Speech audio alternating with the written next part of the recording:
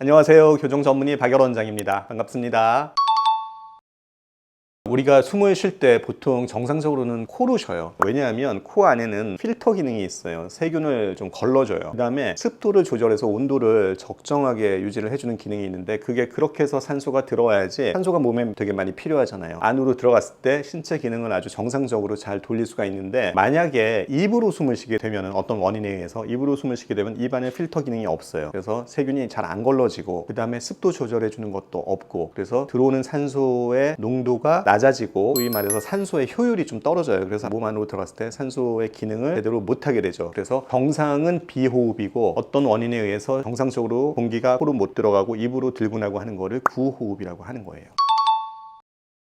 그렇죠. 제일 중요한 게, 입으로 숨을 쉬게 되면은 공기가 입으로 왔다 갔다 하잖아요. 그러면은 혀의 위치가 낮아져요. 무슨 얘기냐면, 우리가 잘 몰라서 그렇지 가만히 있을 때 혀가 항상 입천장 가까이에 위치를 하고 있거든요. 이렇게 입을 한번 다물어 보세요. 거의 입천장 안쪽에 혀를 대고 있는 경우가 많아요. 그런데 코로 숨을 못 쉬고 입으로 숨 쉬는 애들은 공기가 그리로 왔다 갔다 하기 때문에 혀가 좀 내려가요. 아래쪽으로. 가만히 있을 때 혀 위에 안 닿고 거기 공간이 생겨요. 그렇기 때문에 혀가 아래로 가게 되면은 위치와 틀이 좁아져요. 이게 이제 위치와 틀이잖아요. 이 폭이 좁아져요. 혀가 거기 항상 있으면은 항상 폭이 좁아지지 않게 유지가 되는데, 혀가 밑에 내려가 있으니까 윗틀이 좁아진다고요. 그러면 이게 좁아지면은 아래 치아 물림이 똑바로 안 물리고 약간 앞으로 벌어지면서 물려요. 그러니까 아래 턱이 뒤로 가는 거죠. 자, 폭이 좁아지면은 아래 턱이 물림이 꽉 안 물리고 약간 어금니부터 먼저 물리면서 앞니 쪽은 벌어져요. 그러면서 턱이 뒤로 밀려요. 그러니까 턱의 성장이나 위치가 항상 치아별의 영향을 굉장히 많이 받거든요. 근데 이런 입으로 숨 쉬는 아이들은 윗틀이 좁아지면 아래 물리는 게 이렇게 안 물리고 뒤로 물려요. 뒤로 물리면서 이런 모양이 되죠. 입을 잘 다물지 못해요. 이게 벌어지면서 앞이 열리고 얼굴도 좀 길어지고, 또 턱은 어떻게 되겠어요? 뒤로 좀 들어가 보이죠. 그리고 이런 아이들이 입 근육이 가만히 있을 때 입이 자꾸 벌어져요. 우리가 왜 돌출된 아이들 이렇게 입 벌어지는 것처럼 입이 좀 벌어져요. 그런 현상이 일어나죠. 그래서 코로 숨을 못 쉬고 입으로 숨 쉬게 되면 혀의 위치가 낮아지면서 윗틀은 좁아지고 아래턱이 물림이 뒤로 물리면서 입은 잘 안 다물어지고, 가만히 있을 때는 힘이 없어 보이고, 표현이 그렇긴 한데 좀 약간 둔해 보이거나 힘이 없어 보이거나 이런 느낌을 줄 수가 있죠. 그게 구호흡의 가장 문제고, 입으로 숨 쉬고 하니까 산소의 질이 낮아져요. 그러다 보니까 충분한 산소가 공급이 못 되면서 집중도나 뇌 기능이나 이런 것도 작지만 영향을 주게 되는 거죠.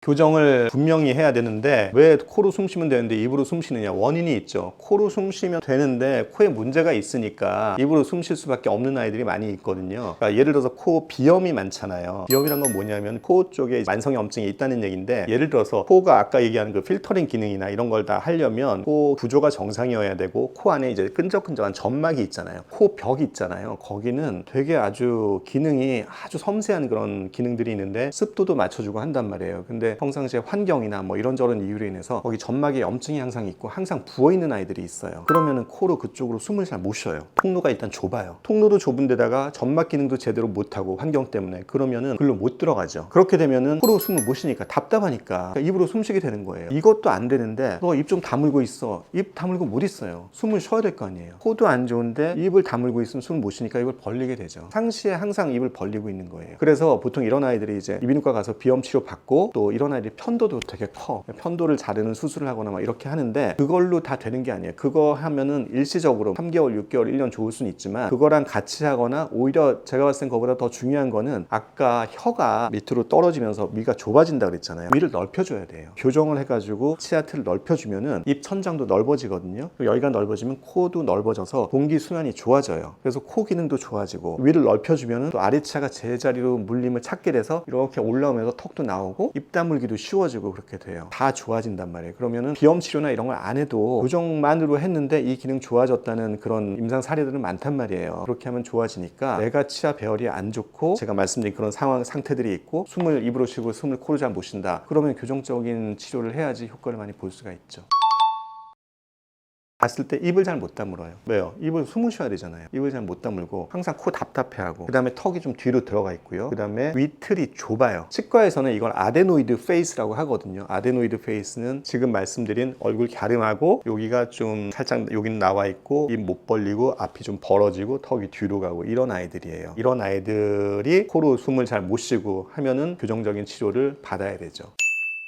그러니까 이제 비염이 되게 많잖아요. 그럼 이비인후과 가시는데 이비인후과 가셔서 처치를 하고 치료를 받으시는데 같이 꼭 고려를 하셔야 될 게 위트를 넓혀서 치아 배열을 바꾸면 아래턱 위치도 바뀌고 숨쉬는 기능도 훨씬 좋아진다. 이걸 꼭 기억하셔서 아이가 만약에 비염 증세가 있고 숨도 잘 못 쉬고 코로, 그런데 치아를 보니까 지금 말씀드린 이런 패턴이다, 이런 상황이다, 그러면 꼭 교정 전문의 상담을 받아보시면 치료 후에 좋은 결과가 있을 겁니다.